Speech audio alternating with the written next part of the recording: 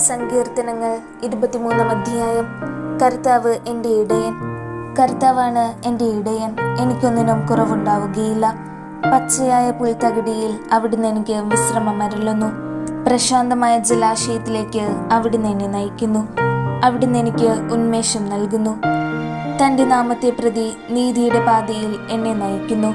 മരണത്തിൻ്റെ നിഴൽ വീണ താഴ്വരയിലൂടെയാണ് ഞാൻ നടക്കുന്നതെങ്കിലും അവിടുന്ന് കൂടെയുള്ളതിനാൽ ഞാൻ ഭയപ്പെടുകയില്ല. അങ്ങയുടെ ഊന്നുവടിയും ദണ്ഡും എനിക്ക് ഉറപ്പേകുന്നു. എൻ്റെ ശത്രുക്കളുടെ മുൻപിൽ അവിടുന്ന് എനിക്ക് വിരുന്നൊരുക്കുന്നു. എൻ്റെ ശിരസ് തൈലം കൊണ്ട് അഭിഷേകം ചെയ്യുന്നു. എൻ്റെ പാനപാത്രം കവിഞ്ഞൊഴുകുന്നു. അവിടുത്തെ നന്മയും കരുണയും ജീവിതകാലം മുഴുവൻ എന്നെ അനുഗമിക്കും. കർത്താവിൻ്റെ ആലയത്തിൽ ഞാൻ എന്നേക്കും വസിക്കും.